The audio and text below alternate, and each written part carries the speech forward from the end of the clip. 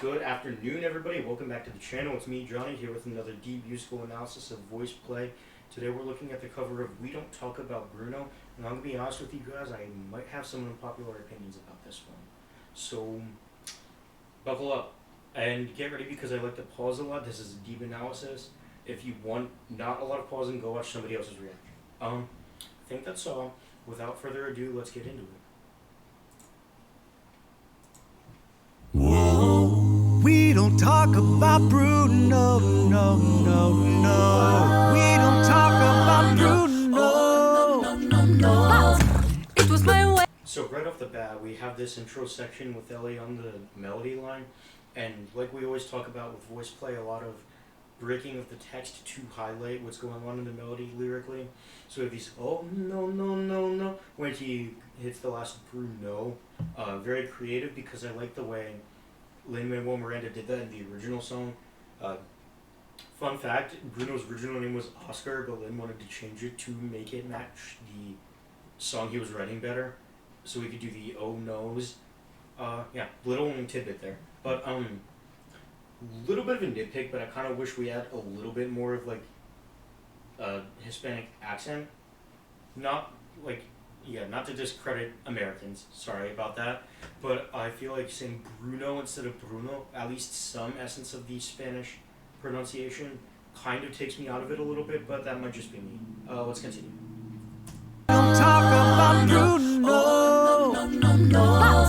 It was my wedding day. It was our wedding day. Getting ready and there wasn't a cloud in the sky. No clouds allowed in the sky. So very simple and fitting way to start this exchange between Ashley and Cesar.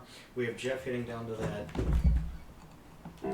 C2 over and over again in this piece. Very awesome. Very good diction from Cesar and from Ashley here in this duet line.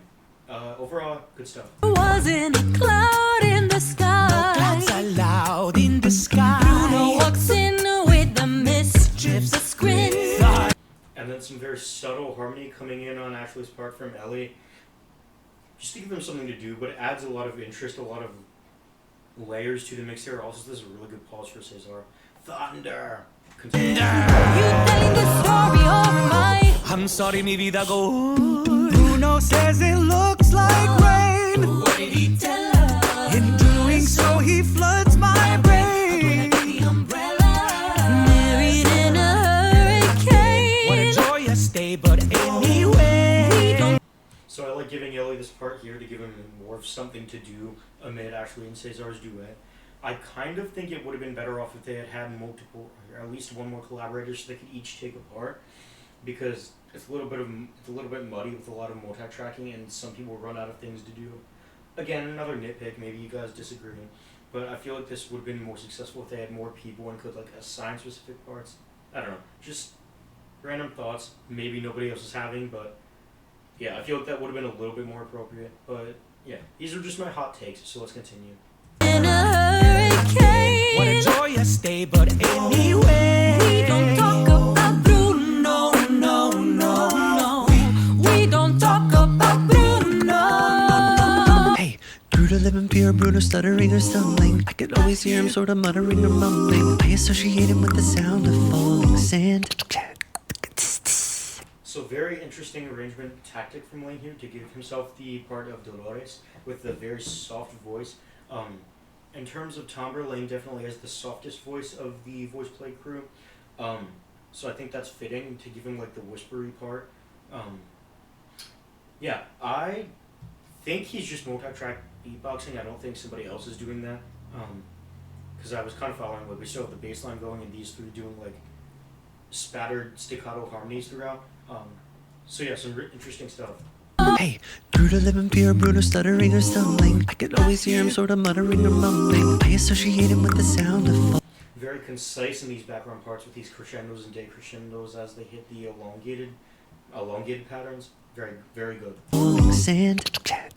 It's a heavy lift with a gift so humbling. Always left the abuela and the family fumbling. Reveling a prophecies they couldn't understand. Do you understand? 7-foot frame, Rats along his back. When he calls your name, it up fades to black. I really use of Jeff in this part to give him kind of like the evil aura of Bruno. Yeah, I think this part's really cool, and he has that G1 down there. Yeah, I don't really have it. It's a chest fry for me. But he does that in full voice, like full chest voice, and I find like any bass singer who can do a low G in chest voice, that's absolutely insane. It's pretty rare. Let's go back a little bit. 7-foot frame. Rats along his back when he calls your name. Phase 2. I also think it's a creative choice to have them trade off the part with Jeff, the 3 harmonizers in the background. And it's similar to what I mentioned before in their cover of Rich Man, If I Were a Rich Man / Girl, how they take the melody and take the most important words of that melody, like the keywords, and distribute them in the background harmonies, the background rhythmic patterns. So we get some of that here, and I think it's done very nicely here. On his back when he calls your name. Phase 2. Yeah, he sees your dreams and feasts on your screams. Very nice from Cesar. Up to that G for screams. He does it in more of a mixed voice. That's falsetto for me. Screams. Maybe I can belt that on a good day, but I'm not gonna try on the mic. Yeah, I like Cesar in the role of what's the kid's name? Camilo. Very nice. Your dreams and feasts on your screams. I also like what we're doing with these offbeats, like these nipped staccato backgrounds from Ashley and Ellie here. It's happening all throughout the song, but overall it kind of contributes to like the Latin American feel of some music that we're going for here. We got some of that in Rich Man for it was kind of like Middle Eastern, the flair we got for that. But yeah, we definitely are trying to capture some of the Latin American sense here. We don't talk about Bruno, no. We don't talk about Bruno. So we're starting to get some high belts from Ellie up here. I don't think he hits the C. He goes up to that B4, almost to tenor high C. On your screams. We don't talk about Bruno, no.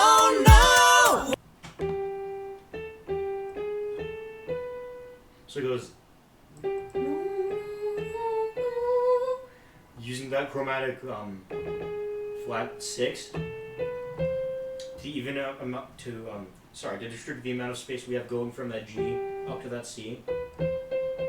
Because if we were to finish that line, we would end it on that high C, but we kind of don't, to like leave it lingering a little bit.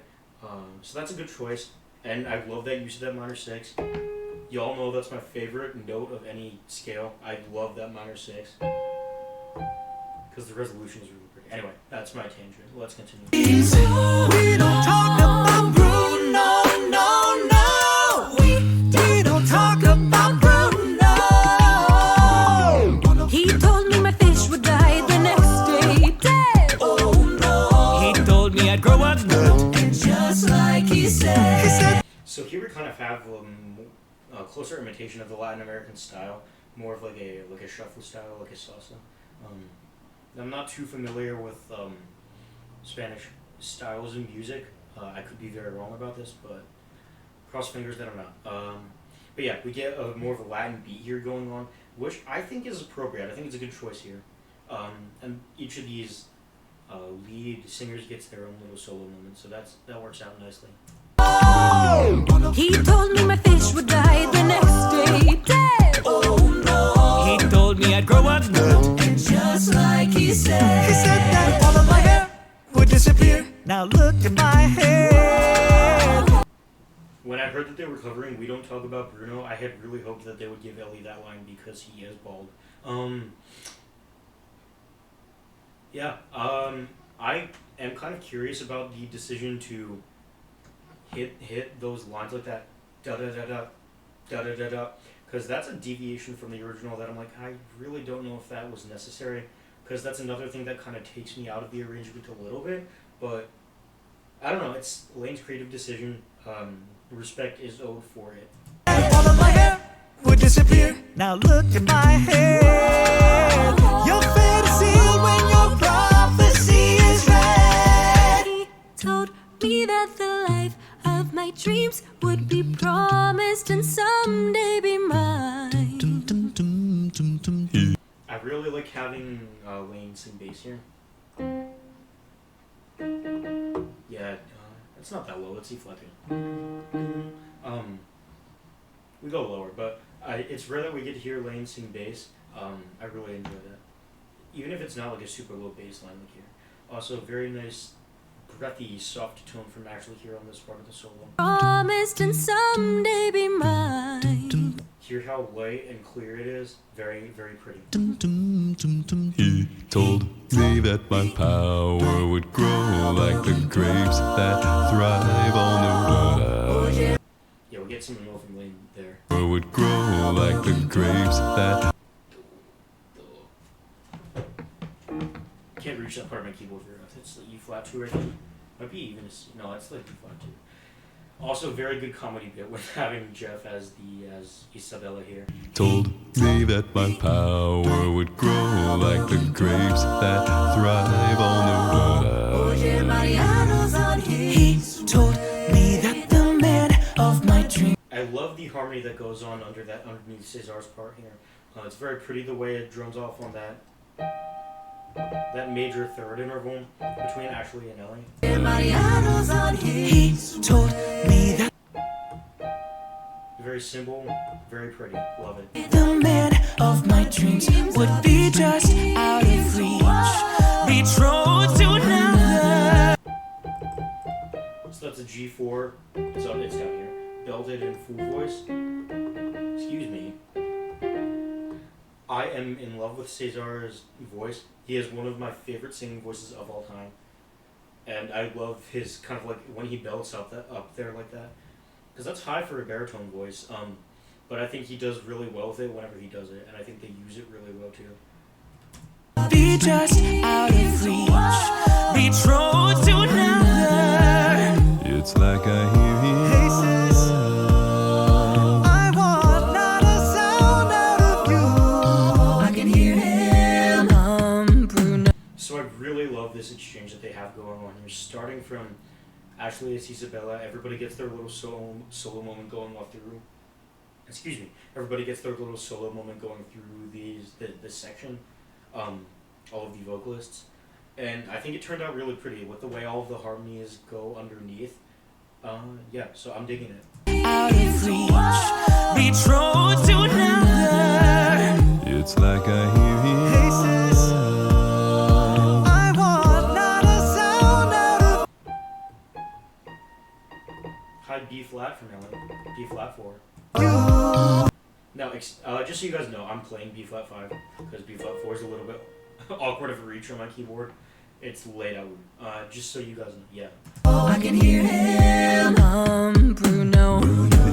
Yeah, about that Bruno. I really need to know about Bruno. Give me the truth and the whole truth, Bruno. Isabella, your boyfriend's he. Hey, there's my favorite tone. Minor 6 from Jeff there. That's a low A flat 1.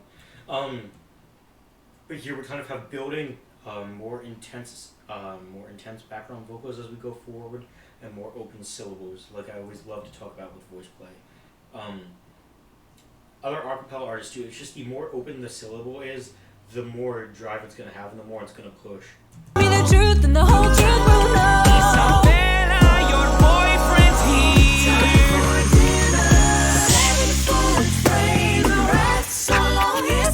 So this is really the part where I'm like, I think you should have gotten more people for this, because I would have much preferred to hear them just break into the full, the madrigal. That's actually the term for when multiple lines are happening at once. You have various melodies intersecting at once. That's what that's called, in the manner of La Familia Madrigal. Yes, that word means a lot of melodies happening at the same time. But I wish they could do that madrigal just right off the bat. And I don't know why Lane chose to switch back to Camilo's part here, the 7-foot frame part. That's another thing that really took me out of it when I was listening to this for the first time. I was just like, why? They do a good job with it. Like, the performance and the way they execute it sounds good. It's just I probably would have arranged it a little bit differently, and that's just my artistic take on it.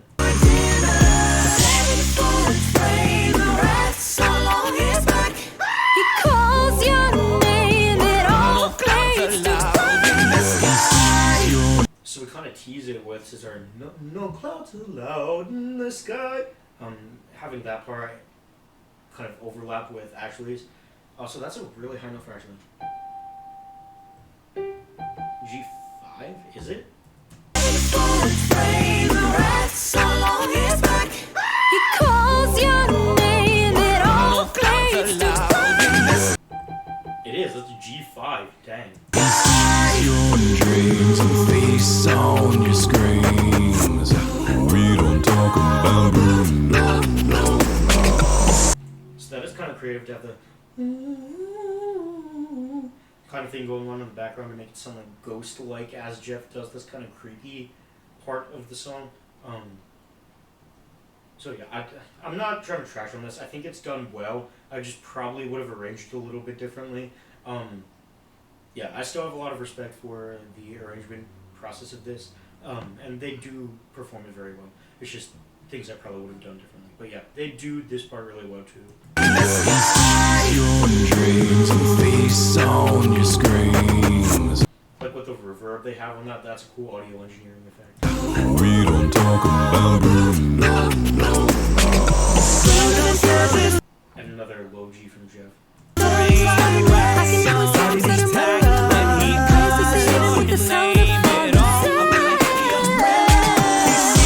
So they do have to multi-track this because they don't have enough people to pull off all the parts at the same time.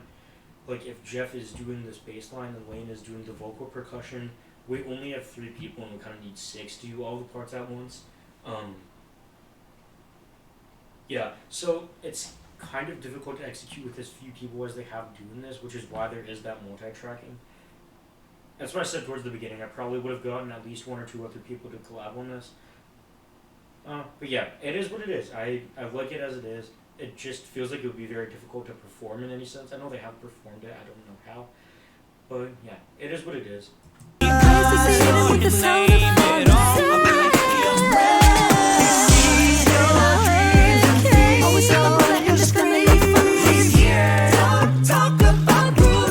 did I talk about Bruno? Never should have brought up Bruno.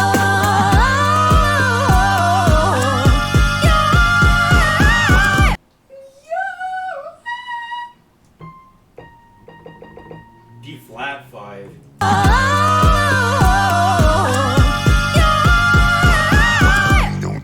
We live for these super high solos from Ashley. We got the If I Were a Richmond solo, F5, but this one is B flat 5.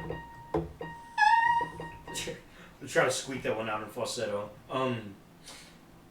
Yeah, that's crazy. And I like the way these chords kind of build through here to get a more impactful final chord, because the song ends very abruptly in the original, so they kind of draw it out for this one a little bit, which is an arrangement decision I really like. Never should have brought up Bruno.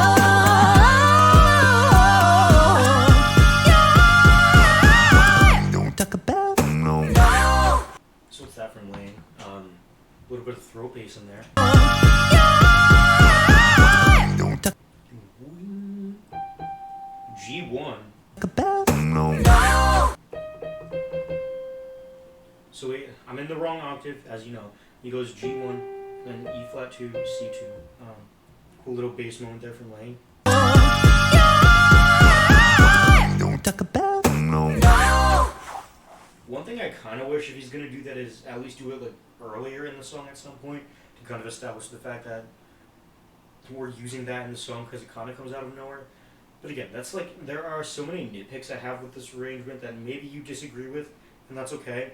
It's just, I feel like Voiceplay has done more fitting arrangements that capture the essence of the original song better while still being creative. And I feel like this one is all creative and no essence of the original, or very little essence of the original. So that is kind of why this is not my favorite Voiceplay arrangement of the year. I like it. I would go out of my way to listen to it. It's just not top of the charts for me. And that's okay. I can have my opinion. You can have yours. Yeah, that's my hot take on Voiceplay's cover of We Don't Talk About Bruno, guys. But, you know, that's all I have for this video, and I will see you guys again in the next one. Thank you for stopping by.